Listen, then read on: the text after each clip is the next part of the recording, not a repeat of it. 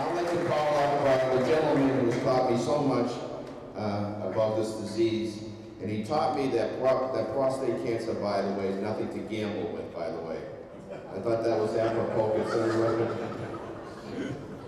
But it's my pleasure, it's my honor to introduce my good friend, a great leader of the House, Representative Steve Kulik.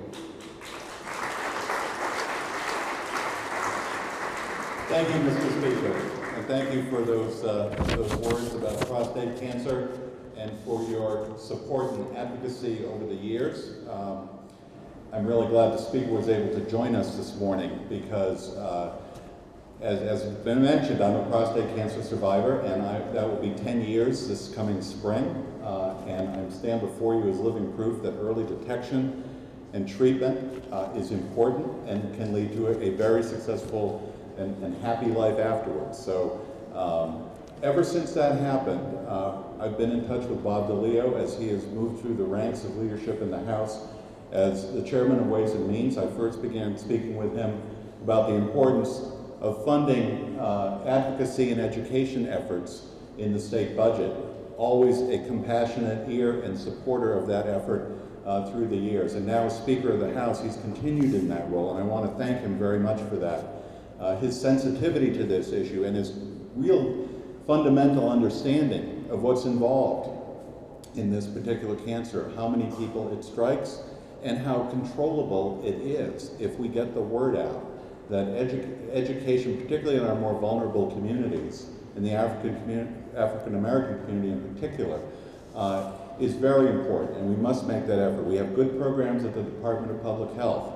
We have great advocacy organizations, and the gathering here today of all of you who play a different role, a complementary role to each other's efforts in education and outreach is so heartening to see that you come to the State House and you're raising awareness, you're getting the word out, that there are advances in this, in fighting this disease all the time, and we're on the verge of really fundamental change in the diagnosis of this disease, which will lead to so many more successful stories like mine, like Senator Brewer's, Senator Donnelly's, and other members of the House who have since retired, but I did want to mention a couple of other people who helped me, who preceded me as having been diagnosed with prostate cancer, who are no longer members of the House, but Representative Frank Hines, Representative Robert Correa were great supporters of this effort through the years.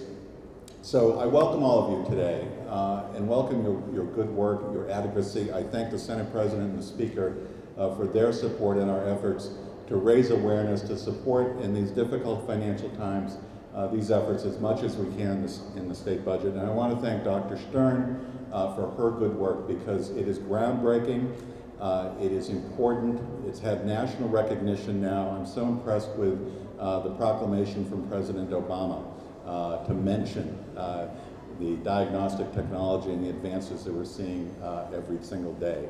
And the members of the Mass Prostate Cancer Coalition and the Cancer Society and others who are here, thank you. We'll do our part here in the State House.